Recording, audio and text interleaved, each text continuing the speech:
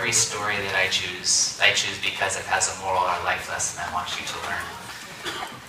What I want all of you to realize as you leave Tularcitos is that all of you have a story as well. All of you are the main characters in your own story. Your setting is wherever you are. Your plot is whatever life has for you. But what the story is about and the lesson people can take from it is completely up to you. It's how you live your life. At the end of every day, someone will be able to tell a story about an interaction they had with you, a conversation they had, or something that you did that you didn't even know they saw. My hope is that those stories will be great life lessons for other people around you, and that the stories that you share will make other people's lives better. Leaving elementary school, you are going to begin to have to make more and more decisions about what is right and what is wrong and what you're going to do. However, more often than that, you will have to make decisions based on what's comfortable for you. Is it easy for you? Or is it uncomfortable and uneasy, but it makes the day better for someone else? Most people go through life just thinking about themselves and doing whatever they find most comfortable. It is not that they are trying to treat people poorly. They are just not consciously thinking about what they might do to brighten someone else's day.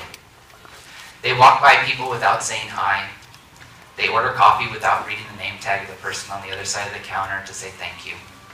They walk past the trash on the ground and don't think to pick it up, not because they don't know it's the right thing to do, but because it takes time. They might get their hands dirty, or they think somebody else will do it later. They know someone is behind them when they walk through the door, but they go first, and they don't take the time to stop and open the door for the person behind them. Many people are so focused on where they are going and what they are doing that they fail to notice those around them. They fail to see how life is impacting others, and so they fail to see what they might be able to do to make the day better for someone else. Something all of you need to know that's really cool is that you're actually biologically wired to serve and care for other people. And it takes practice. If you've ever done something nice for someone or volunteered somewhere, you know that happy feeling that you get deep down inside after you've done something for somebody else. That feeling is the result of a hormone in your brain actually called oxytocin. Oxytocin released in two ways. The first one is by positive physical touch. The hugs you give, the kisses you get from your parents, the handshakes, the pats on the backs.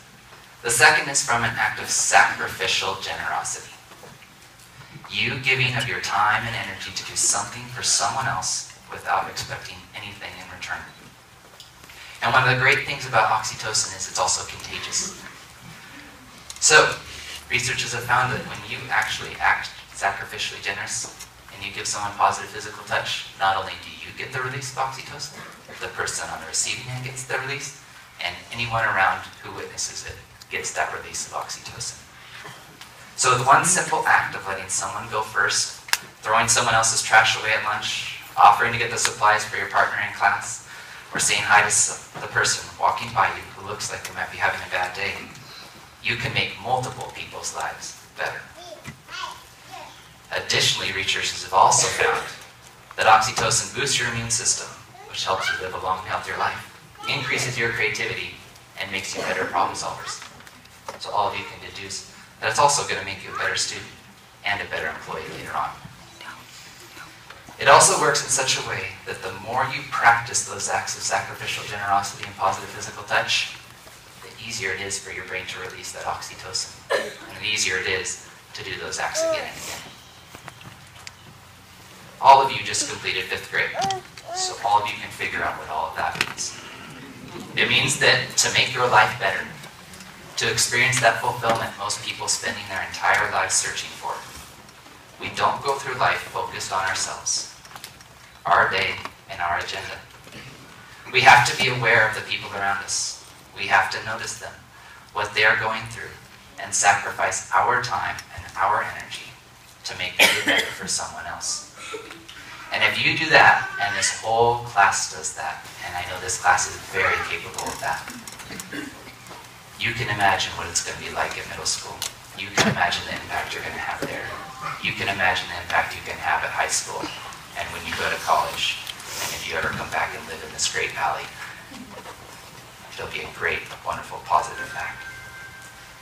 So what is your story going to be about? Is it going to be that you are focused on yourself, wearing the latest fashions, owning the newest gadgets, making the most money? Or that you are a person of character who was full of life because you spent your time sacrificially caring for others?